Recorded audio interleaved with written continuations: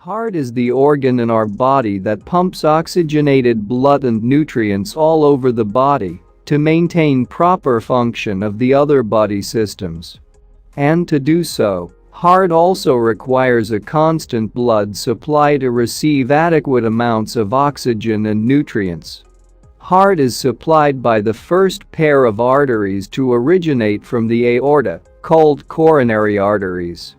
Left and right coronary arteries branch out and wrap around the heart muscle to form an arterial network to supply the heart muscle.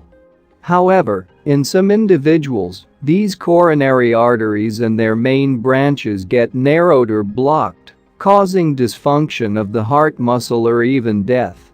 When the heart muscle or a part of it undergoes death, it is called a myocardial infarction or a heart attack. Some people might experience some warning signs in the form of severe chest pain, even before they actually get a heart attack.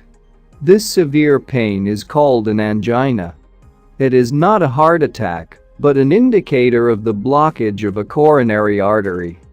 Most often, this blockage of coronary arteries is caused by deposition of cholesterol material in the arterial walls, called atherosclerotic plaques. Plaque deposition does not occur within a day or two. It is a slow process that takes years to develop a plaque which can block the coronary arteries. Diabetic patients, people with high blood pressure, obese individuals, and people with uncontrolled dyslipidemia are at risk of developing these plaques. Rupture or ulceration of these plaques can cause formation of blood clots within the coronary arteries, causing complete blockage of the artery. This is the instant where people get heart attacks.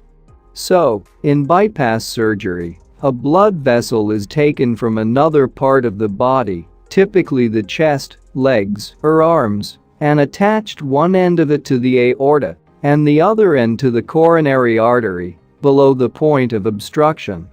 After that, blood can flow through the new channel to the heart. Some people may have to undergo more than one bypass surgery at a time, depending on how many arteries are blocked. Bypass surgery is done under general anesthesia, meaning that the patient is unconscious during the surgical procedure.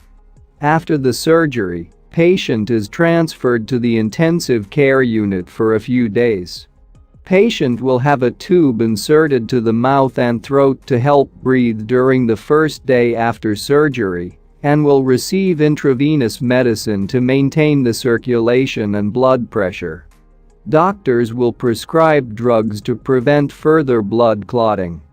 Most importantly, aspirin.